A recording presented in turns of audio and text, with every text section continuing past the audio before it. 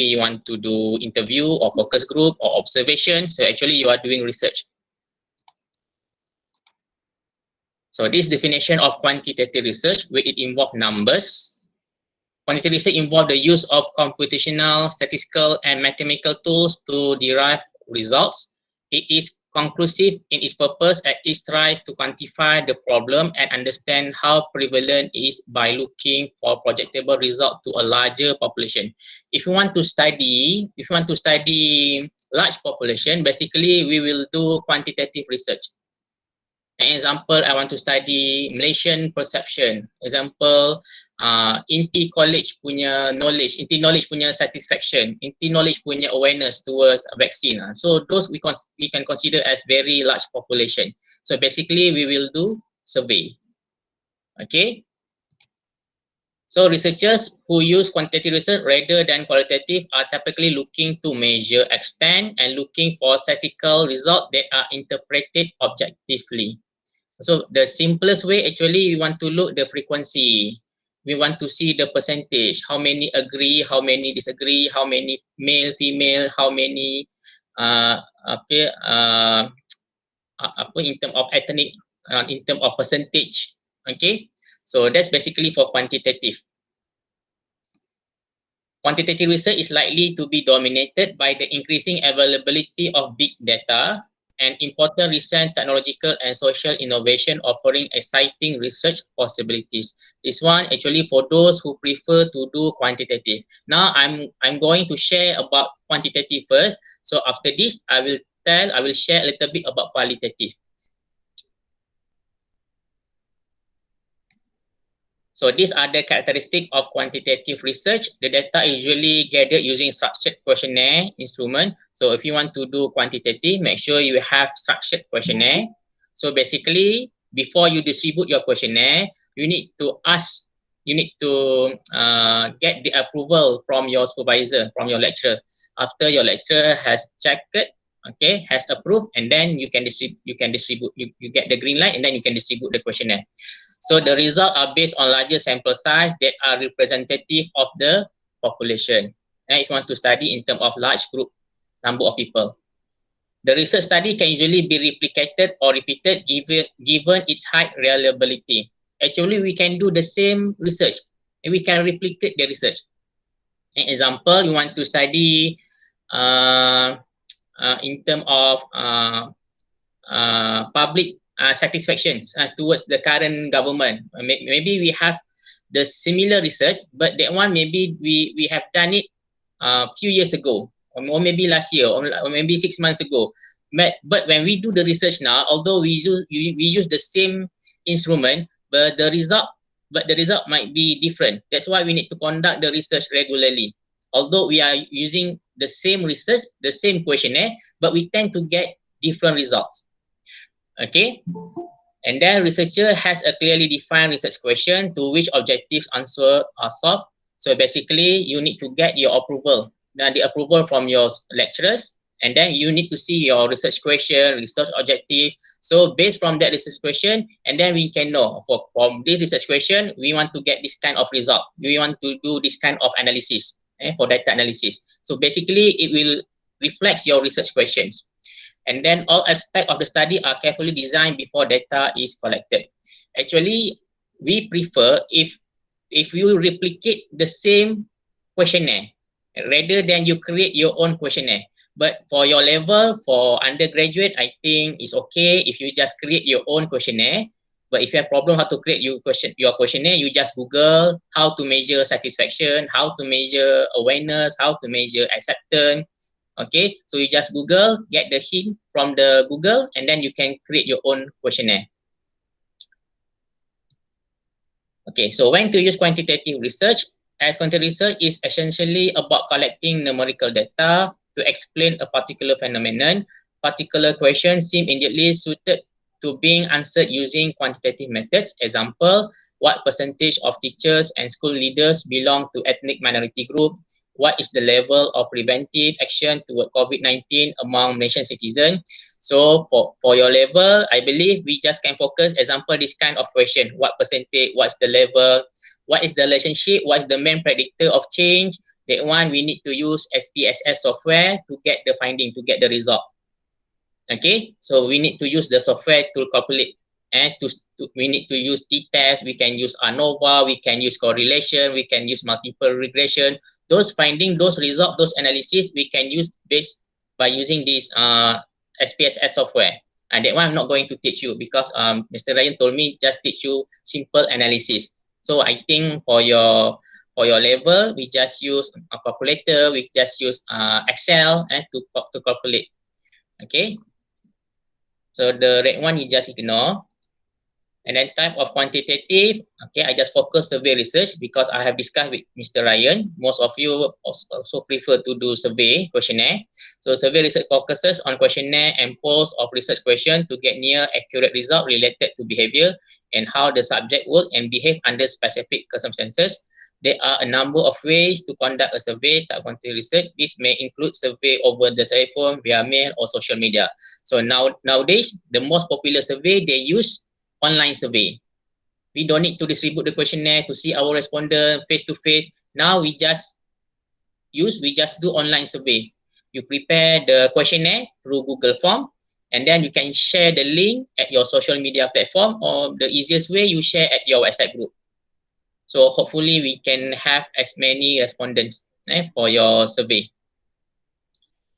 Okay. Okay, data collection methodology. Here we have using survey. We have discussed about survey just now. So, okay, in term number of respondent, okay, for your assignment, for your research, if you ask my opinion, I prefer if you can get at least 50 respondents, 50 at least.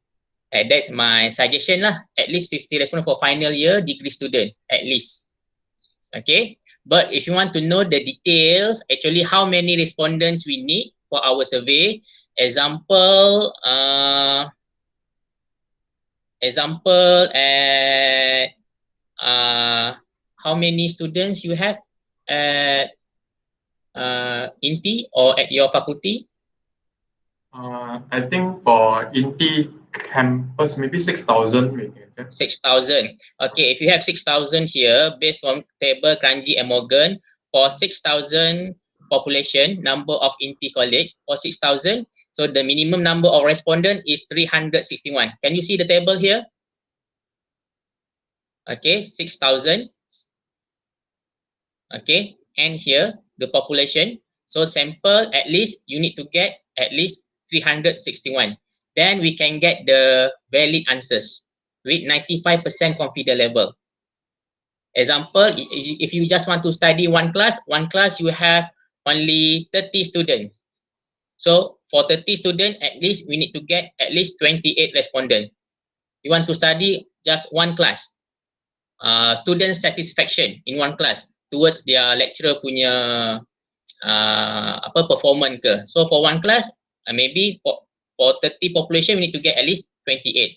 So if you want to study the whole population, example Melaka ke, or maybe the whole Malaysian, okay. So if you have more than 1 million respondent, the minimum number, if you have more than 1 million population, the minimum number of respondent you must get is 384. And 384 is the minimum number of respondent if you want to study very big population. For example, in case you want to study Malaysian perception, Malaysian awareness, Malaysian satisfaction. So the words that is mentioned is quite big. Now we have 32 million if I'm not mistaken. So the minimum number of respondent is 384. And if more than 1 million, minimum is 384, which we can get 95% of confidence level. If you want to follow the base from Kranji and Morgan table. Okay, if you cannot do this, you cannot follow this, just try to get at least 50 respondents. So whatever it is, you discuss with your main supervisor. But for my student, I will use this table. So if you can get, if they can get more respondents, I will give them bonus mark because the answers, the finding is more valid compared to those who only manage to get 30 or 50 respondents. But if you get more than 384 respondents, so the answer will be more valid. So that's bonus for them. Okay. or you can use Rausoft sample size calculator. This one actually we have the software. Let me share with you the software. Wait,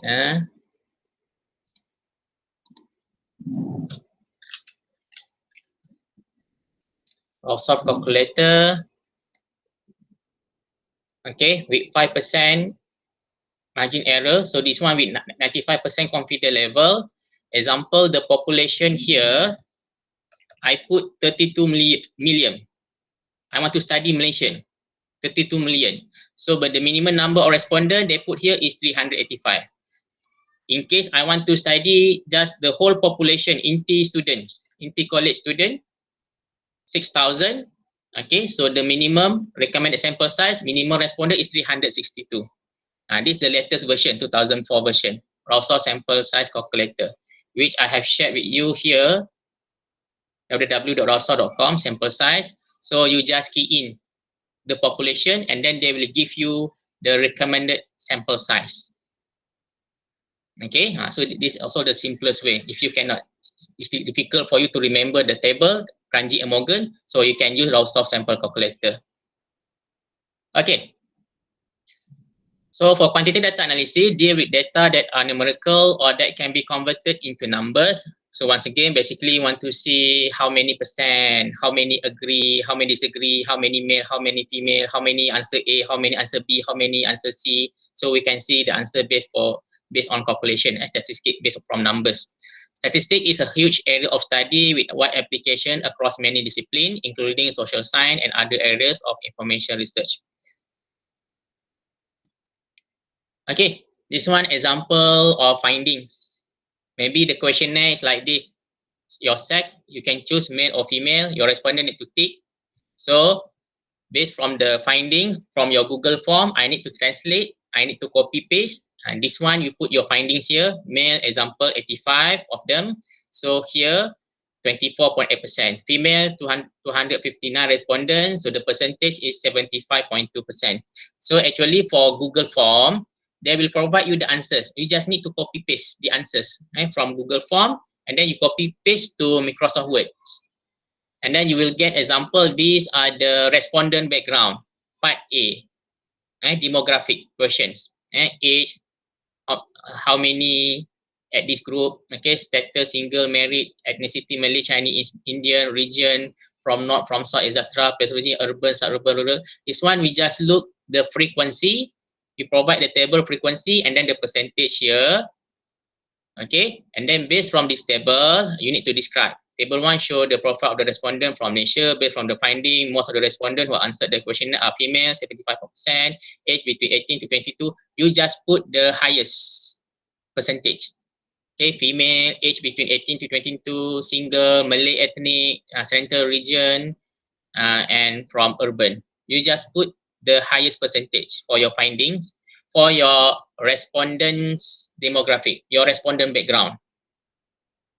Okay, basically for your questionnaire, we have part A, part B, part C. This one basically for part A. Okay, we ask about respondent background. We call it demographic.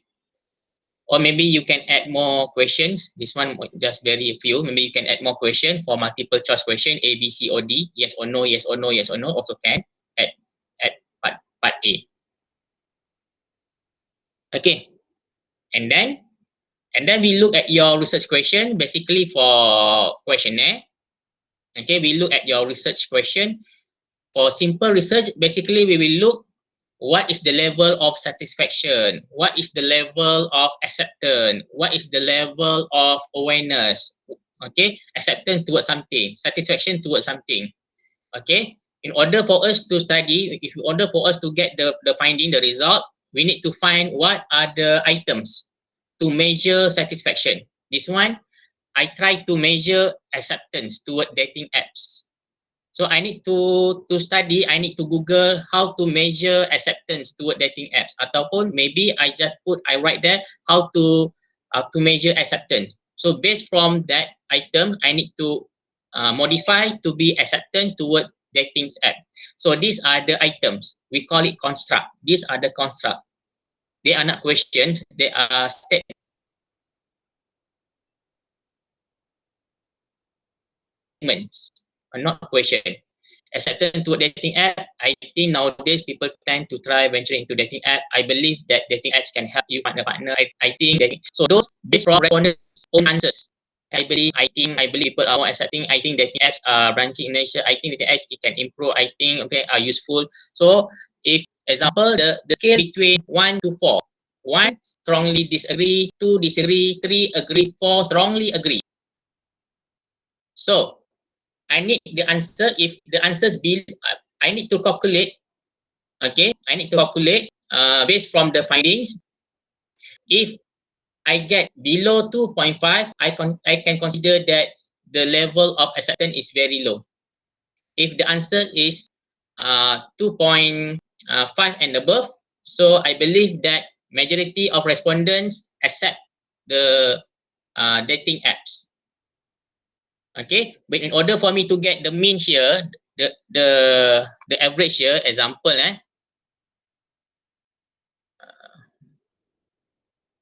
let me check. I use X.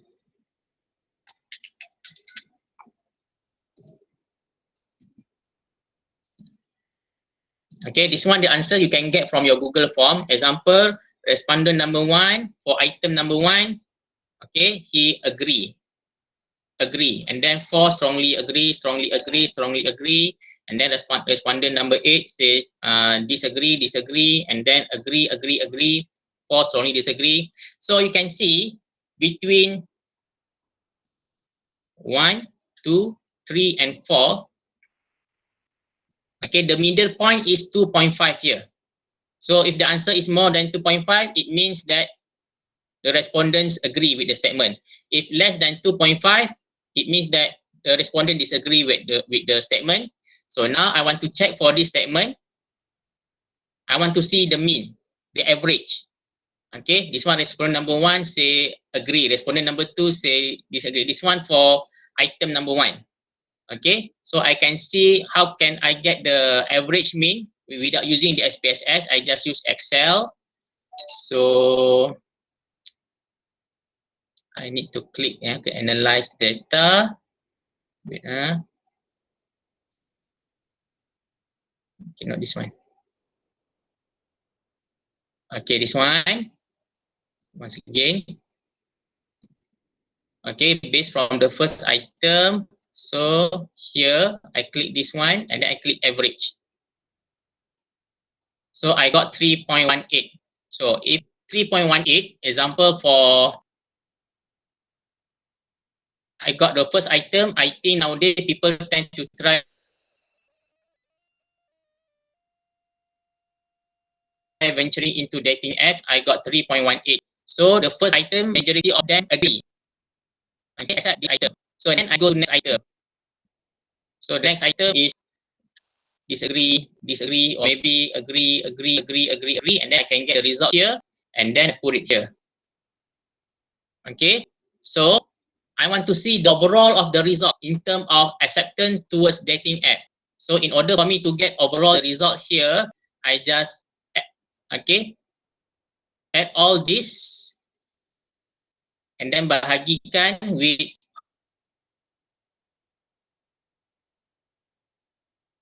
how many items? 1, 2, 3, 4, 5, 6, 7, 8, 9, 10. So there are 10 items here. So bahagi 10. So I get 2.27. So once again, if below 2.5, I can see the result. I can see that majority of respondents in terms of acceptance towards dating app is very low because I got below 2.5. So here is 2.27. Understood? Okay. So after this, you can ask question. No worries. Okay, this one example of acceptance toward dating apps ataupun satisfaction toward the subject ataupun satisfaction study at INTI College or maybe awareness towards COVID-19 vaccine. So actually we need to study, we need to create, we need to find all the items and then we can calculate. So overall, Malaysian reject dating apps, or maybe I can write the findings here. So the data analysis in the table 2 describe the most of the respondent accept that nowadays people tend to try venturing into dating app. The highest come from 2.73. So this one actually I need to adjust and the highest I put at above and at the top, and then the lowest at the bottom. Okay, so the highest item come from, I think nowadays people tend to try venturing into dating apps. Okay, the rest all below 2.5. So when you put your answers here, try to get support. You need to compare your result, your finding with other scholars. Okay, example, this statement has been supported by Iqbal 2018 that there are around 50 million users of dating app worldwide. So the first statement, the first finding is supported by Iqbal. Okay, or maybe we have different result. However, research done by Robert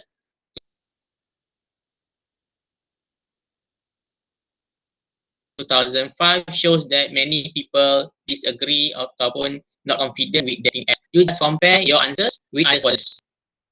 Okay, that's how you should write for your findings. Okay, you compare your results with other scholars. Okay, so now I think we have done for quantitative research. Now we move to qualitative research. For qualitative research, relies on data obtained by the researcher from first-hand observation, interviews, focus group, participant observation, recording made in natural setting, documents, and artifacts. The data are generally non-numerical. And just now, quantitative, it involves numbers, but for qualitative, it doesn't involve number, non-numerical, which is very subjective. If quantitative survey, the answer are very objective. We can see how many percentage agree, disagree, we can see average. But for qualitative, okay, the answer is very subjective. That's why we need to interview them. That's why we need to explore. We need to do focus group. Okay. So example here, when to use qualitative research, qualitative method are used to answer question about your experience, meaning, and perspective. Most often from the standpoint of the participant. These data are usually not amenable to counting or measuring. Okay. Just now I mentioned about quantitative is suitable if you want to study the whole population and the level of satisfaction, the level of awareness, the level of acceptance. But for qualitative example, I want to study the victims.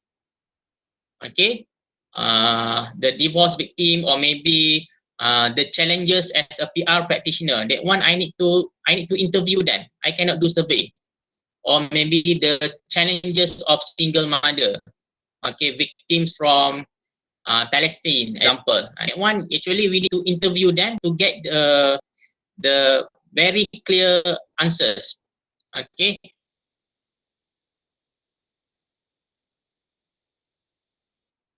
Emotional, so they can express their feelings, so we can get the real answers and based on the phenomenon that they have faced. Okay, that one for qualitative. Okay. So for qualitative, we have convenience sampling, and we can interview in anyone. But basically, we will use judgmental sampling. Another name for judgmental sampling is purposive sampling. Example, I need to study the challenges of public practitioners in Malaysia. So my informant should be those who are working as a PR practitioners. Those who didn't work as a PR practitioner cannot answer my question. So that the definition of purposive sampling. Okay, or maybe I want to study the challenges of single mother. So those who are single mother can be my informant. Okay, for questionnaire, those who answer our questionnaire, those we call them our respondents. But for qualitative, those that we interview, we call them as our informants, not respondent. So they are different. Respondent for quantitative research, informant for qualitative research. Those who interview, we call them as our informants. So basically, those we want to interview, we select them with this kind of sampling. We use purposive sampling. Only those who have this kind of characteristic, who have this kind of experience, can be our informants. Okay. And then for my example, I did research on ethnic relations for my PhD in social media, and I won gold awards for that research. So that one, I also use purposive sampling. Those who have social media account, those who have friends, multi-ethnic friends in their social media account can be my respondent. For those who didn't have social media account, didn't have multi-ethnic friends, cannot be my respondent. So that one also under judgmental sampling, or we name it as purposive sampling. Okay, and then for qualitative research, we use thematic analysis. Just now for quantitative, we use in term more on number, percentage, mean, okay, frequency, okay. But for qualitative, we use thematic analysis. So what is thematic analysis? Thematic analysis is one of the most common form of analysis within qualitative research. It emphasizes identifying, analyzing, and interpreting pattern of meaning within qualitative data. Okay, example, how to write finding for qualitative research. Example, my research question is, for me, basically, I have 3 research questions. So when I interview, I just provide 3 research question also can. Example, 3 research question. So example, for my research question, why students become stressed during this pandemic? Okay, so I need to interview a few students. Okay, for your assignment, maybe I will suggest, maybe you need to interview at least 5 informants to get the answer, and at least you need to interview 5 informants. So for this case, why students become stressed during this pandemic? Or maybe, okay, I need to have at least 5 informants. So based from 5 informants, I need to find the similar answers. That's what we call thematic. We join them. So respondent A, respondent C, and respondent F, the answer is the same. They talk about online distance learning. For respondents C, D, and A, the problem is about the stress because of lack of internet access. For respondent B, C, and F, the answer is environment. So all the similar answers I put in one category. So here, why student become stressed? So actually, I have 3 answers from 5 informants. So answer online distance from number 1, online distance learning, according to example, Ami Hu Zizin, the student Brickfield Asia College, blah blah blah blah. Okay, so the statement also is supported by Mariam Nakiba. He said that online distance learning, blah blah blah blah. So there are 2 informants who mentioned about online distance learning. In terms of lack of internet access, I have answers from Hu Zizin, and another one, the same answer from Sharifah Nur Alia. Okay, and then based from this research question, I got 3 answers, and then based from 3 answers, I make conclusion remarks. So there are 3 answers for research question number 2 here. So in overall, the reason trigger students to become more stressed in this pandemic is online distance learning, internet connection, and environment. And then I can try to relate with other scholars. According to Zito 2016, if the internet connection is unstable, the student stress level is better. Okay, so I try to compare my students, my informants, with other scholars. Maybe they agree with my findings, or maybe some of them disagree with my findings. However, research done by this someone said blah blah blah. In contrast, or maybe the finding also is supported by Rockman 2011, or maybe the scholars support my findings, or maybe the scholars is against, disagree with my finding. So we make comparison during the conclusion remark. So done for research question 1. Basically, we have maybe 2 or 3. So if you ask me, actually, how many informant that we need for our interview, if you ask me, okay, in terms of number of informants, we need to interview. Example, informant number, until we achieve saturation point, until the answer is saturate, until we get the repetitive answer. Example, I interview informant number 8, the answer is same like informant number 5. I interview informant number 9, the answer is same for informant number 4. And then I interview informant number 10, the answer also the same from informant number 1. So it means that I don't need to interview more, because after this, if I interview, I'm going to have the repeat, the same answers, repetitive answers. So no need for me to interview more after I achieve this saturation point. In bahasa Melayu we call it tepu. Jawapan sudah tepu. Okay, saturate. Okay, so and then I can stop interview, because no need for me to interview. I'm going to have the same answers. So actually, that one is the answers. How many informant do I need until we achieve saturation point? Until the answer is saturate. So that is the answers. So for your assignment, for your research, maybe I just suggest you try to get at least minimum 5 informants. Minimum. If you cannot get 5, nanti your lecturer will deduct the mark. It's up to your lecturer. Okay, so I think that's all. Okay, this is my email, my Facebook, my LinkedIn, my Instagram. If you want to follow me, you can ask me. Okay, now we go to Q&A. I give back to Mr. Ryan. Okay, thank you very much, Dr. Rao. So I think for some of you, if you have a question, you can write it in the chat box. But for me, I have a few of my own questions just to follow up with your slides just now. So I think maybe some of the students are also facing the same problem. So I just want to add on to what you have presented, and hopefully this will address some of the questions as well. Okay, so the first one, I think sample size you already covered. If you are talking about general population, then you want, according to question Morgan, it is 385, right? 385. Okay. What if the, for example, I just want you to say INTI College, how many students? So we got 6,000, then according to that. Okay, but what if, for example, it is about studying student, but you cannot reach 6,000, you cannot reach 300 something, okay, because maybe time constraint, okay? So let's say if I get 250, okay, how do I justify that? Is it still okay or not? Is my 250 respondents still valid? Okay, so if you cannot get the respondent as suggested by Ralph sample calculator as suggested by Table Kanji and Morgan, so basically we want more respondent to get the answer will be more accurate. Best case scenario. So the reason we need an accurate answer because we want to publish at certain journals.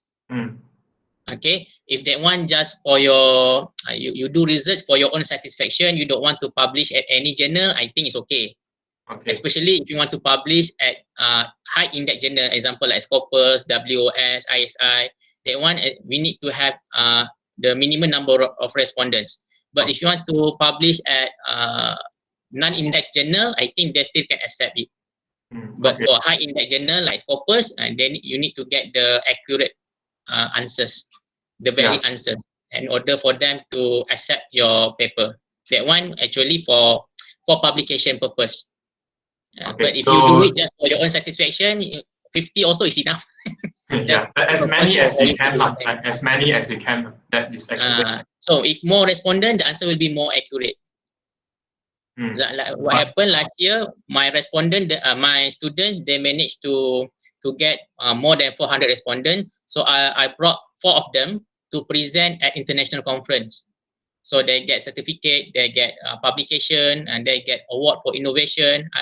So that's the reason why I told my student, you need to get more respondents, so the answer will be more accurate. So for your assignment, for your research paper, I can bring to international conference, international innovation, so they can get the credit and before they graduate.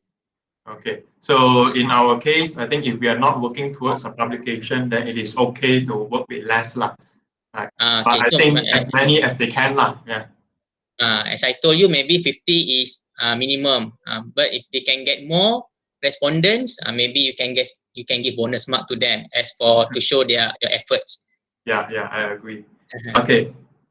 Next one is, okay, when we talk about demographic, back to quantitative part. Okay, so we do the survey. So part A is always about the demographic. So let's say we talk about gender. Gender is quite straightforward. There's male, female. Maybe some will say do not want to reveal or something. But let's say age, right? Let's say the study is about I'm targeting only adults, so maybe 18 until maybe my survey, maybe my study I want to reach until age 39, okay, or 40, 18 to 40 years old. Okay, so how many bin do I need? How do I determine what is the size of each bracket? Like 18 to, do I make it a 5-year gap? Do I make it a 2-year gap? How do I determine that? So normally I will do, actually it depends to researcher. They can do gap for maybe 4 years, 5 years, and some of the researcher like to use this kind gap 10 years. So it depends to the researcher. as long as they know their target groups. Okay, example 18 and above, So this is example flexible if lah. gap with 5 years, so next should be gap with 5 years, 5 years, 5 years, 5 years. If 10 years, so make sure the next part C, the answer for the C, D, and E also gap 10 years, 10 years, 10 years. Make sure they have equal gap. So it depends to the researcher. So that one actually no issue. Okay. Right, so it depends on how big you want to determine each gap lah. Yeah. Okay. Or maybe sometimes you put the instruction is at your questionnaire. You need those age between 18 to 40 only for your respondent. So you need to put instruction there. So those below 18 cannot answer your questionnaire. So the respondent will get the notice lah. So is either he is qualified or disqualified to answer the survey. You put. Okay. The next question that I have is about the conducting the survey on using social media. So let's say if they found, okay, yeah, can you hear me? I think there's a slight lag. Dr. Ralph, are you there? Looks like we are lagging a little bit.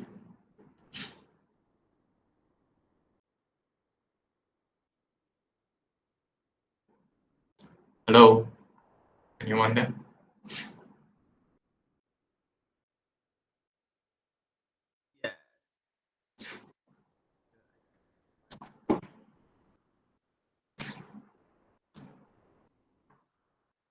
Any one of you have any questions? You can just write it in the chat.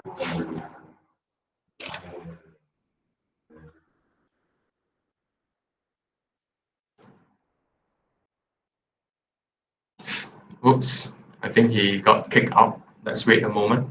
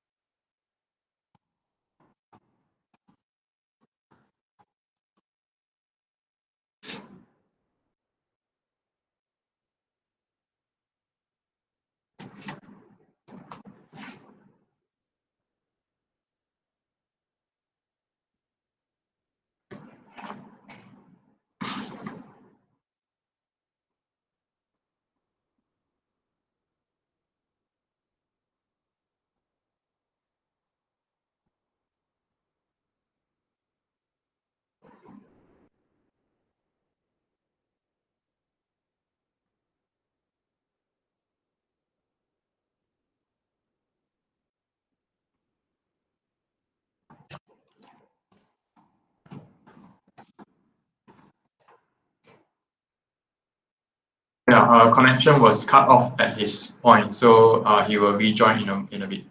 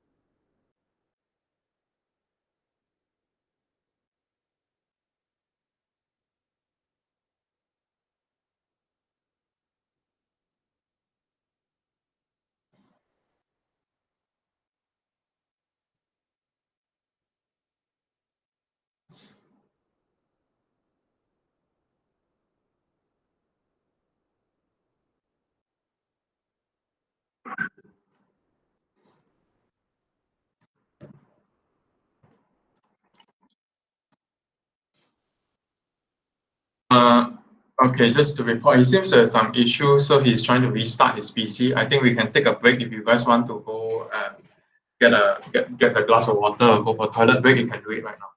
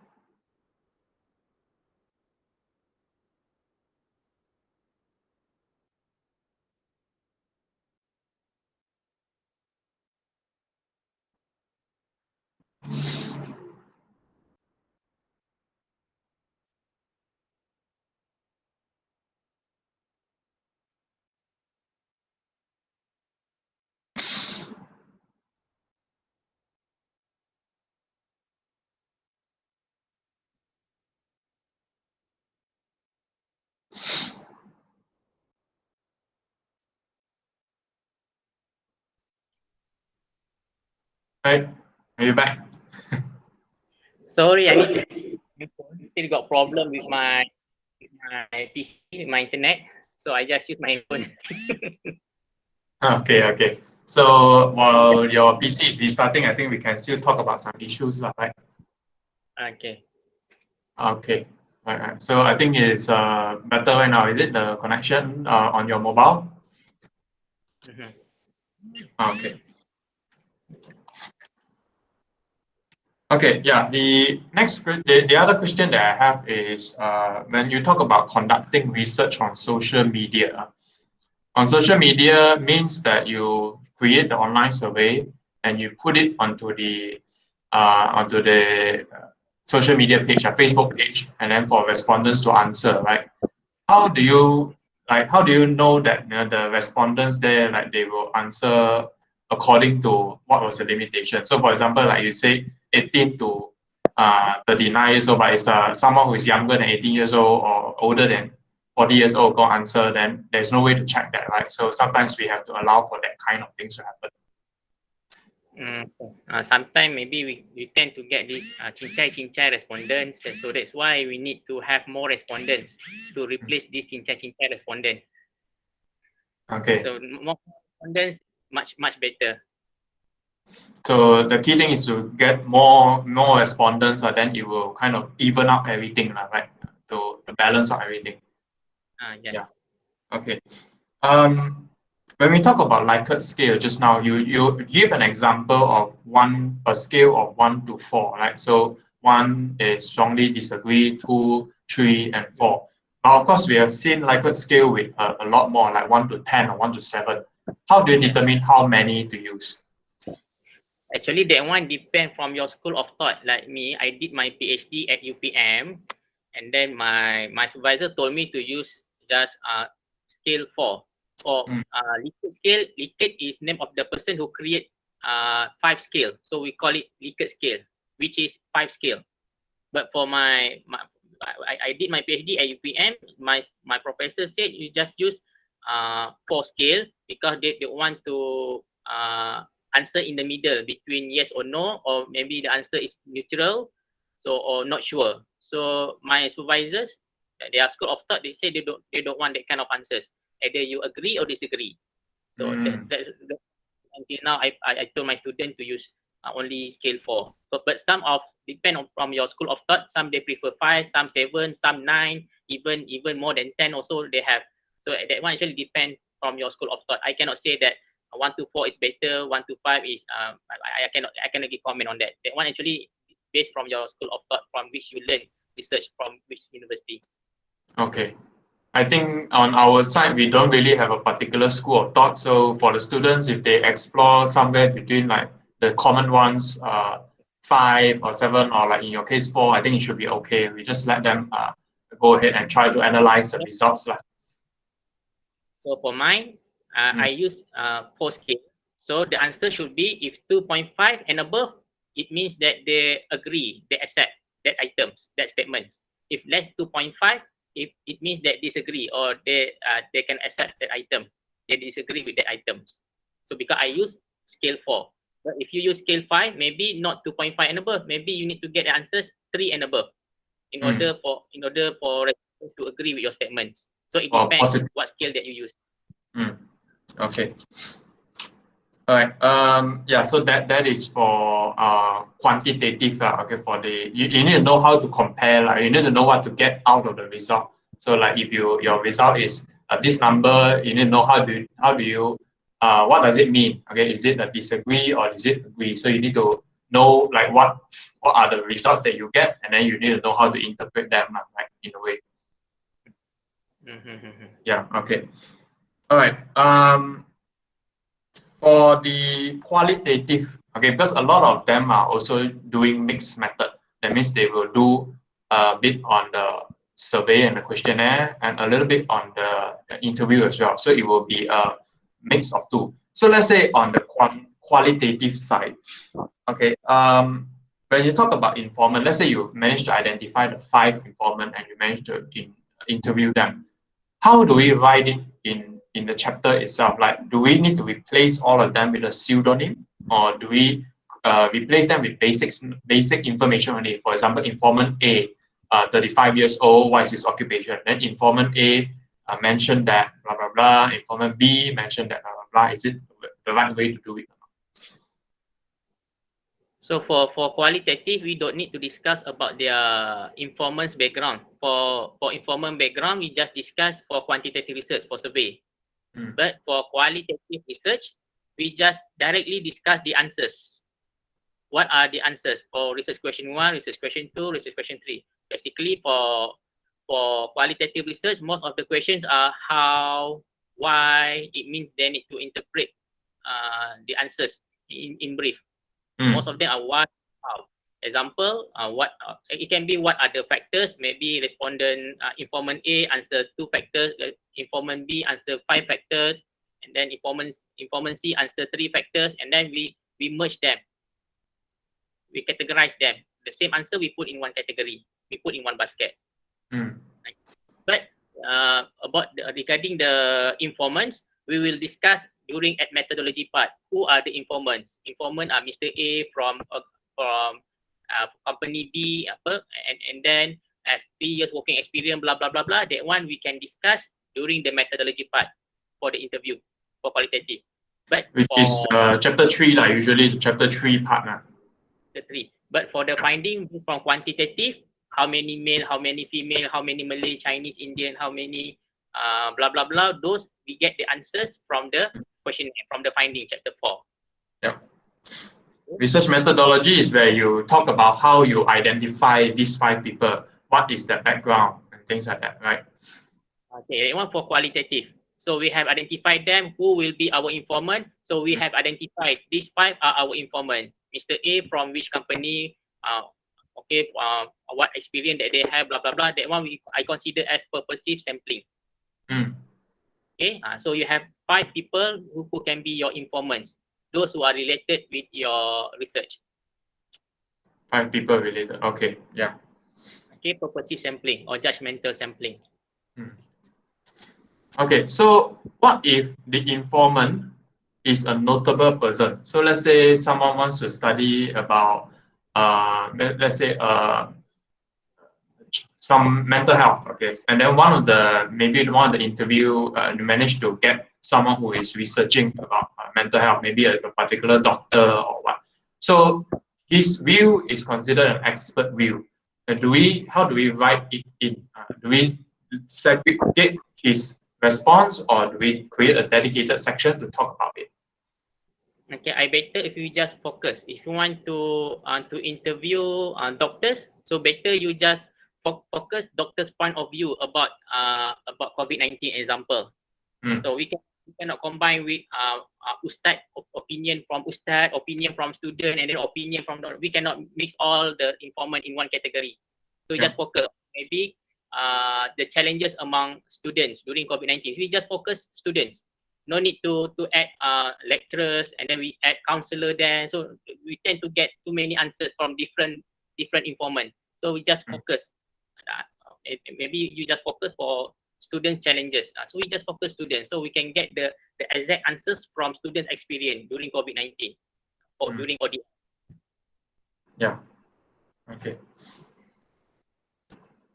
So let's say what if we run out of time? Because like in your case, a lot of the supervision that you oversee, PhD or what, they usually do their research over 3 years, right? PhD, right? Data collection itself is also 1 year already for some of them. So the thing here is for us, there is a very big limitation, 1 semester only, 14 weeks. And now we are at week 8.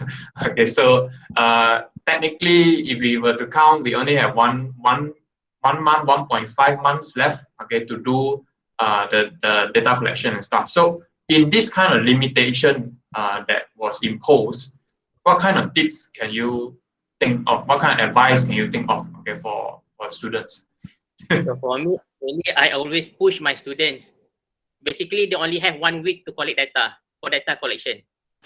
So some of them, for group assignment, they manage to get more than 1,000 respondents for group 4 to 5 in a group. So they manage to get more than 1,000 respondents. Okay, but this one, just Group project. group assignment or research. This one is individual, so it's even harder. Assignment, or maybe the maximum they can get maybe 200. So 200 also we need to appreciate their efforts. So we also give good marks compared to those who only get 20, 30 respondents, or maybe one of your student managed to get 100 plus, 200 plus. So we need to give extra mark to those who can manage get more respondents. So basically, I will put them. Basically, they will collect data in 1 or less than 2 weeks. And then they need to prepare the findings, the conclusion, and then they need to do presentation. So basically, for data collection, it's only 1 week or less than 2 weeks. Mm. Also, I've just approved their questionnaire. They are collecting data this week until next week. And then after that, I told them, we just proceed with your findings and conclusion. If you only can get 100, or that's it, 100. So, but I need to be fair. I need to give good mark those who get more respondents. But you just have to report it in the methodology section, like the time spent on how long was the data collection period, what was the challenges and things like that. You need to explain it in the research method part, right? They need to have Gantt chart. Okay, week 1, week 2, they need to prepare proposal, and then week 3, week 4, they need to prepare the questionnaire, those kind of things. They need to prepare the Gantt chart. So they need to follow the Gantt chart. Yeah. Okay. Yeah, I think that's all I have based on that. Anyone else have any questions so far? If not, then I think we can proceed to the workshop, right, Dr. Abdul? So, hi, Ryan. yeah, Zaila, yeah. Okay, I have one question. Yes, Zaila. Hello. Yeah. Assalamualaikum, Doctor. Hi, everyone. Actually, I'm Zohaila, co-teaching with Mr. Ryan. I have one question because just now Doctor did mention in terms of finding, we have to explain or cover in terms of is it some of the author or statement that agree with us, or we can add some of the statement or author that against with the statement. Is it must we have to have these two? Is it must for what? Must to have someone that again with our finding or our result. So you just compare your result with other scholars. So maybe some of them will agree, so support your findings, it's okay. Or maybe most of the scholars disagree with your findings. So you just mention that, however, research done, Robert stated that, blah, blah, blah. So you just need to mention, you just do comparison. Actually, those are the reason why we need to do research. We want to compare our answer, our finding, the current scenario now, which is happening. Or maybe we compare with other researchers, other research, maybe from other university, from other countries, from other faculties, maybe from different years, and then we try to compare. Actually, we want to compare our findings with with other scholars. So those are the reason why we need to conduct research. So when we have some of the argument or that against with us, is it a credit or bonus for our finding? Actually, I prefer if Okay. students can compare the finding. It's okay as long as they can make comparison. So they can Okay, got it. researchers, this researcher from this university, from this country, the answer is like this. So actually in Malaysia we have different culture. So that's why the answer will be like this. Maybe in I'm talking about dating apps. Maybe in US totally agree they accept dating app, but not in Malaysia because it's contradict with our culture. Example, maybe last year people can accept the level of satisfaction is very high, but when we do research this year, maybe the level of satisfaction is very low, or the level of acceptance maybe toward the current government is very low. We just do comparison. So those are the reason we do research. We want to compare. Okay. Thank you, Doctor. Thank you. Very excited when I can compare something through my reading and Yes, through my yes. own. I agree also, because if what you read is say this thing, and then what you research also say the same thing, it feels like someone is trying to reinforce your belief. Then it feels a bit off already. Something is suspicious. Cannot be everyone is having the same kind of point of view. So in fact, if you're able to look closely and find things that goes against your research, that contrast, it's actually a good point. I would actually consider it a credit, because you're able to contradict your own understanding, which is a good thing also. Okay. Yeah. So that's okay. Any other questions, Zoila? Based on just now. No, I think I have a few actually covered by Mr. Ryan already. Okay. Thank you. All right. Okay. Maybe we move on to the student side. Any of you wants to share? Maybe you can just type it in the chat box, or if you want to share your link to what you have done, or do you want to maybe just switch on the microphone and talk about it? Anyone wants to go first? Maybe we start with one. Okay, right.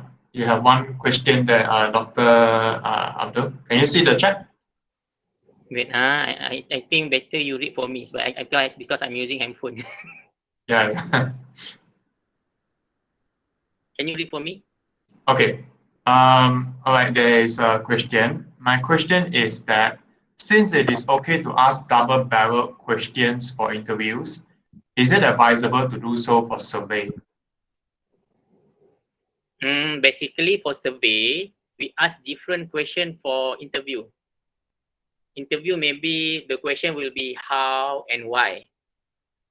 Okay, for survey, basically we want to study what is the level, how many of them agree, disagree. We want to study the whole population, level of satisfaction, level of acceptance. So we cannot ask the survey, what is the level of satisfaction. That one is not suitable for qualitative research. That one for quantitative research. How do you feel, blah, blah, blah. That one is not suitable for quantitative research, but suitable for qualitative research. So when we look at the research question, and then we can identify this research question suitable for quantitative research. And then when I read another research question, or this research question is suitable for qualitative research. So actually it depends to your research question. So you must have introduction, problem statement, research question, research objective. That research question, research objective will determine either that research question is suitable for quantitative or suitable for research objective, for qualitative. Okay, does that answer your question, Akila? Look at your research question. Maybe you can share with me your research question, and then I can give my point of view. Is suitable for qualitative or quantitative? Okay. Those of you who want to share, if you have already done a certain amount of questions in Microsoft Word or Google Docs or the form itself, you can just share the link over there. Then we can, maybe I can open it and I can share the screen so Dr. Rao can see. Anyone?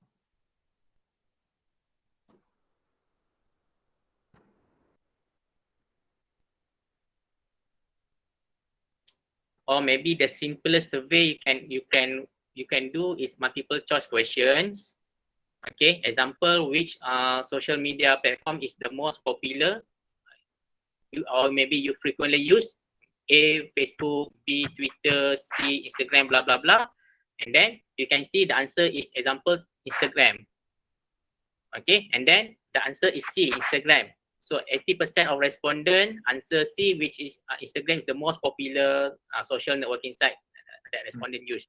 And then you try to add as stated by, according to, okay, you try to compare your answers that Instagram is the most popular with other scholars. Maybe other scholars agree with you, or maybe other scholars disagree with you. Other scholars mentioned Facebook is the most popular social networking site, but your answer, when you did your research, the answer is Instagram. So you just compare your answer with other scholars. Maybe other scholars agree with you, or maybe other scholars against with your finding. So it's okay. Okay. And that is the simplest research. If you don't know how to measure, how to create all the items, the level of satisfaction, the level of acceptance, or whatever. So you just do objective, multiple choice question, and then based from your respondent answer, you try to compare with scholars. For me, that is the simplest quantitative survey if you want to do that kind of way. Okay. Dr. Lau, we have a couple of questions in already. Is your computer back up, or do you want me to share the screen? I still got problem with my internet connection for my Wi-Fi, so you need to share the screen with me. Okay, I will try to share one the screen here, and then you let me know if you can see it. Okay. Okay. I don't know. Suddenly, I got problem with my Wi-Fi. Suddenly, Yeah. before, Okay. so sorry for the inconvenience. Let me just try.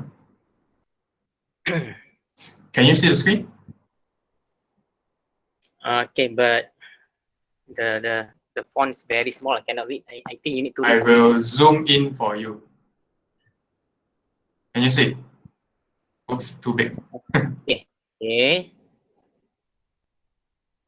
So what was the question? Okay, so the question is, the research topic is how does a pandemic affect musicians? Mm-hmm. Okay, so I think this is a study that is going to be based in Jakarta. So maybe like the first question will be, you can read the questions? Okay. Okay. I can read. You Okay, so let base. me know if you want me to scroll down or something. So just have a read. Are you based in Jakarta or have performed in Jakarta before? So I don't know what does it mean. Based in Jakarta, perform in Jakarta. That means this one is, I think, is for musicians to answer. So like independent musicians. So the question, the survey is intended for them. So this one, yes or no, yes or no. I assume this one for quantitative research, eh? It looks like it, yeah.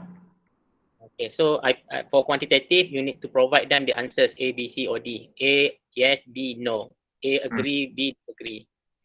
Okay, so Would you it, just look the in, percentage. in this How many? in this case, would it be good to add in like others or depends? Where do you, or really just force them to answer yes or no on it? So basically, I will ask them to choose either yes or no. Or but maybe if they have other answers also can. So as an example, which social media platform that you prefer to use? A, B, C, D, and then E, others. Hmm. So they can, what are the others? Okay. Okay. So it depends. Question. It depends to the question. Okay. Okay. How affected is your career as a musician? So actually, if you want to study about musician, it's not easy to get 300 respondent, 400 respondent. If you want to Hmm. study specifically on musician, I prefer if you use qualitative research. You need to do interview. So just interview them and then ask them how they feel, why become like this, how blah blah blah. So actually for musician, in my point of view, I prefer my students do qualitative research. Hmm. Go interview musician. Because if you want to focus on musician, if you want to do quantitative, it's not easy to get respondent. Hmm. Musician, maybe you just focus maybe 5, 6, 7 musician. I think it's enough. If you want to do survey like this, quantitative research, it's not easy to get respondent with 300, 400 respondent, or maybe 50 also is not easy for Hmm. musician. Yeah. You want to focus only musician only that's suitable to answer your research question. So you just do interview them, try to find informal, 5 musicians for you to do interview. So no need to prepare multiple choice question. Just directly ask them, what are the effect? How do you feel? Why blah blah blah blah blah blah. So just ask them around 3 research question, 3, 4, 5. I think maximum is 5. 3 is the minimum. Is enough for you to interview the musician. Okay. That's my Do you suggestion. want to continue to look at the rest of the questions? Okay, impact of concert cancer. Okay, so basically the same answers. If you want to get the answer from musician, I think I prefer if you use qualitative research, if you do interview. So you can get the very in-depth answers from their own perspective as a musician. Better you interview them. But if you want still to proceed, it's up to you. If you want to do survey, and then it means that for this kind of survey for multiple choice questions, so it's not easy for you to get respondent. But if you want to proceed, maybe you tell your student 10 respondent is enough. It's not easy to get 30, 50 respondent in case as for musician for your respondents. Because this one, when I look at the question, they focus on musician. So only musician can answer the questions. For those who are not musician, is under purposive sampling, judgmental sampling. For those who are not musician, can answer the question, cannot be their informants. Okay. So this one, I think it is mainly we see how we can adapt it to. Depends on the sample, right? It depends if you. I mean, we never know if the data collection somehow managed to reach a good amount of respondents and they are all matched the profile that we are looking for, then it's good lah. All right. So if you want to proceed with this one, okay, you just tell the student, okay lah, try to get at least 10 musicians for your respondent. But I need to tell you the truth, the answer will be not valid. But this one just for your purpose, for your assignment is okay. Yeah. Okay. That's for your assignment. Yeah. So I think the rest of it is generally the same kind of advice lah. All right. Okay. So let me just stop the screen here.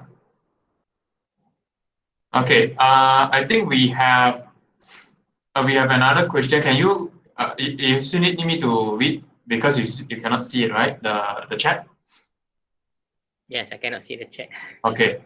All right. So we have one student here. The question is, my topic is actually related to healthcare, and it's quite hard for me to get access to getting survey feedback from professional. If I conduct a general survey based on the people around me, is the survey applicable valid to my findings despite my target user is professional? Okay, if you want to do survey, so once again, you want to study public acceptance toward COVID-19 vaccine. So that one public need to answer your questions. So the responder will be public, or maybe public rejection towards COVID-19 vaccine. So we can do survey because we want to get the answers based from public's perspective.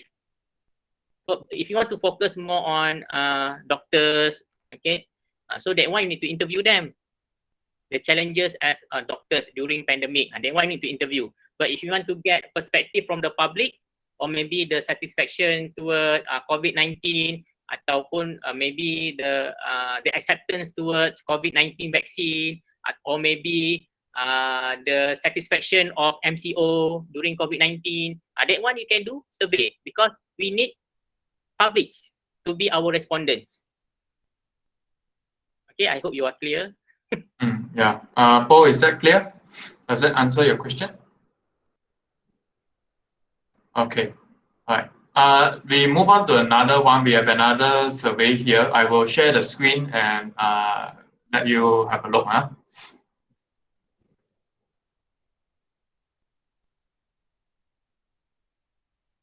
Okay. Can you see the screen? Okay. Yes, but the need to zoom in. Okay, what is your okay? Anxiety and stress, Yeah, anxiety and stress for team sports. Okay, so because anxiety and stress, they are two different things. So I prefer if you focus one of them. Either you want to focus anxiety or you just want to focus stress. Anxiety, you need to makan ubat. Stress, you don't need to makan ubat. So that's the difference between anxiety and stress. Yeah. Okay. If you ask my opinion, I think better you just prefer one. Either stress among athlete ke or anxiety among athlete ke, among team sport ke. But it's up to you. You discuss back with your supervisor, with your lecturer. Okay. Your age. So the target respondent here 9 to 40. Okay. So but you need to justify why 9 and then why the maximum 40. So in your methodology, you need to identify and you need to justify the reasons. Okay. Do you like to play sports? Okay. So this one, the respondent will be public, eh? I think so, public. Yeah. Public mana semua orang lah. Yang minat sport ke tak minat sport, semua orang boleh jawab, is it? As long as age between 9 to 40. Is it? Okay. Okay. So you have, this is good. You have provided them the answers. So we look the majority, the highest answers, and then you discuss more about the highest answers. Maybe the answer A is the most popular, and then you touch that one. Your major sport activity performance. And then I mentioned about you have provided 4 answers. Maybe your respondent have other answers, and then you can put others. So you need to add in an others here lah. Sometimes you need to put others. Maybe we have more than 4 answers. Yeah. Okay. Okay. And then what sports activities are you involved in? Okay. This one we have others. Next. What is your duration span your sport activities? Less than 1, maybe less than 1 hour, 1 to 2 hours. You need to put less than 1 hour. Less than 1 hour. Okay. One exactly 1 hour. Yeah, some people the 30 minutes also cannot tahan already. And less ke maybe. Do you experience any problem faced in team sports? Yes or no? Okay, what are your problem faced in sports? Okay, maybe you need to put another answers, others. Maybe they have other problems. Yeah. Okay, do you experience anxiety and stress? So once again, anxiety and stress, there is 2 different things. So maybe you need to put 2 questions. Do you experience anxiety? Another question, do you experience stress in team sport? Don't maybe have two elements in one question. Because anxiety ni dia ada ubat and then dia ada surat daripada doktor, dia lagi teruk compared to stress. Stress tak makan ubat pun tak apa. Anxiety ni terlampau teruk, ada surat doktor. What the main obstacle faced when having anxiety, blah blah blah blah blah, and then better you put others. Maybe they have other answer. What is the main obstacle faced when having stress in team sport? Okay, and then you put others. Okay, if you really want to measure stress, you want to see your respondent stress or not, you just Google how to measure stress. How to measure stress, and then they will give you a few items. I believe when I play, I will feel blah blah blah. I feel not comfortable when blah blah blah. I feel annoying when my friend blah blah blah blah. So those are the items to see either you are stressed or not. This is example. I can give you simple questions. Okay. Are you handsome or not? Yes or no? That's very simple question. But we need to study in depth. Handsome means hidung macam mana, mata macam mana, kulit macam mana, rambut macam mana, blah blah blah blah. If they agree with all those items, and then we consider them as handsome. That's not simply yes or no, or maybe A, B, C. So if we can identify what are the items to measure stress, to measure anxiety, to measure either you are ethnocentric or not. So actually we need those items, how to measure stress, how to measure anxiety. If you want to study in detail, but if you think that this simple research is enough for you, your lecturer has agreed with you, I think we just proceed. I just the real scenario. If you want to study stress and anxiety, you need to know how to measure stress, how to measure anxiety, and then what are the items for stress, what are the items for anxiety, and then we can get the real answers. Yeah. I think I would also like to add in this thing. Some people, maybe they are facing anxiety, but they don't know that it is anxiety. Some people, they are stressed, but they don't know they are stressed. It's like saying, it's like asking a friend, are you drunk? They will say, no, I'm not drunk, even though they are drunk. So it's like you measure, instead of saying, like, are you facing this thing? Or you want them to look at the individual attributes. Like, can you walk in a straight line? Is your face red? Okay, can you speak properly? If you measure, some people, they will say, no, I am not, I'm not drunk. But then when you measure, can you walk in a straight line? They cannot. Is your face red? Yes. Can you speak properly? Cannot.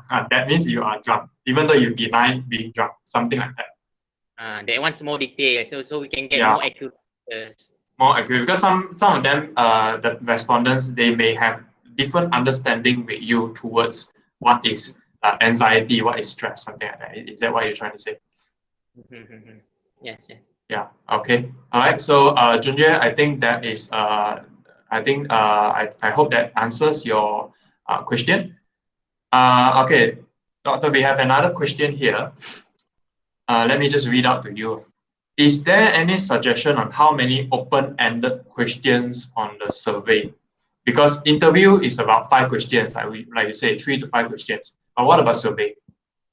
Okay, for survey, basically for part A, demographic question, maybe less than 10 questions. Less than 10. Then 10 is enough. Okay, and then look at your research question. You want to study what is the level of stress just now. So what is the level of stress? At least we must have 5 items to measure stress. So 10 plus 5, so total number of questions, you only have 15 questions. Okay, and then you want to measure what is the level of satisfaction, and then you add another 5 items. So total will be 20 questions. So for my PhD, I have more than 100 questions. So for your level, for undergraduate student, I think 20, I think is enough. 15 to 20, I think is quite enough. Yeah. Actually, it depends on your research objective, how many you want to achieve. Yeah, so it relates back to your chapter 1. If you remember, you list down your research question, you list down your research purpose. So when you plan your questions, you need to look back at the chapter 1 as a guideline. You don't just simply ask one big bunch of questions without organizing them. You need to be clear, like, I'm asking this question in my survey because I need to know, I need to answer that research question that I list out in chapter 1, that I list out in chapter the 3 research questions. Don't just randomly ask different questions or what, without any planning. So you must have a certain strategy. Okay, if it's not relevant to what you're studying, then just skip that question, something like that. Yeah. Okay. So yeah, I think like what you say, if too many, also people will kind of get like get bored like halfway. The most important thing is not to have too many until people answer halfway, then they just skip. That's the worst thing to happen. And actually, for me, the most challenging part is to get respondents. Yeah, I think for everybody, that's the thing. Yeah. Okay. Like, any other questions? Anyone else you want to share? Any uncertainties that you have? And then one more thing, if you want to do survey, you just use multiple choice question. No need fill in the blank, subjective question, no need. If survey 100% multiple choice. People just disagree, yes or no, or the answer A, B, C, or D. They want for quantitative research. No need to fill in the blank, what is your opinion, and then fill in the blank. That one is not survey. That one I think the easier you make it for people to complete, the more chances are the respondents. Because some people I know, like many of us, maybe we have experienced that before. We just answer the simple one, and at the end they say, please, do you have any opinion? Then it makes it like an asterisk compulsory. Then you also like, I don't want to answer this one, then I just quit the survey. So if you make it easy for people to reply the whole thing, it's actually increase your chance of getting a completed respondent. Easier for us to do the analysis part. Yeah, easier. But it doesn't hurt now, 1 or 2, depends on how you formulate your research strategy. So yeah. Okay. Yeah, I think that's more or less the questions. Is there any final tips from you, Dr. Abdul? Like based on your experience supervising so many data collection, what is the biggest, most common mistake that a lot of students do in the data collection, in the interview or data collection maybe? Actually, the most challenging part is for them to get informants for interview. To get the informant, sometimes the informant is always busy, always give excuse, so they cannot do their work, they cannot do their interview. And then I also push them to get as many respondents for quantitative research, for survey. So they are a little bit pressure with me because I want them to do very perfect research. So I can share the research with I can bring them to international conference, international competition, so they can participate. That's why I push them to get as many respondents. After I have approved their questionnaire, after I have approved their proposal, I approve the questionnaire. So I want to do the real research, just not for their assignment. So at least they have experience in when they do presentation, when they join the competition. So actually, back to the lecturer. If the lecturer take easy on them, actually, okay lah, 10 respondent is enough as long as you know how you are doing, what are you doing. So I think it actually depends to the lecturer. Although we are teaching the same subject, but we have different lecturer who teach that subject. So actually, it depends to the supervisor. If supervisor say agree with 30 respondent, just proceed with your supervisor punya recommendation. Yeah. So the most challenging part actually for them to get informant, for them to get respondents. The rest actually they can discuss with me, with their supervisor. And then for them to get the informant, for them to get respondent, it's not easy. Not everyone will volunteer to be their respondent or to be their informants. Between us, between lecturer and student, is very easy. But between them, our student with the informant, with the respondent, it's not easy for them. So that is the challenging part when they do research. Okay. All right, thank you very much. I think there is no more questions already. I think more or less we covered quite a lot that is very relevant to what they're doing at this stage. So once again, thank you everyone. Thank you, Professor Dr. Abdul Rauf, for your time. I think 1.5 hours we cover a lot of ground about that. So all the best to everyone who is doing the data collection. And also once again, thank you to Doctor as well. I will write you the letter and the poster soon. Okay, so thank you so much. Thank you. You got the recording, is it? Are you able to send us a copy as well later? I'm not sure because just now I record through my PC. Now I'm using handphone. I'm not so sure either I still record it or not. I see the icon still there saying recording, so I'm not too sure. But maybe you give it a check lah and see. Or not, we are just happy to get the PowerPoint presentation. I will share you with the recorded version and with the PowerPoint. So Okay. I wish you the best. Thank you so much for inviting me. Thank you. Stay safe, everybody. Okay, everyone. bye.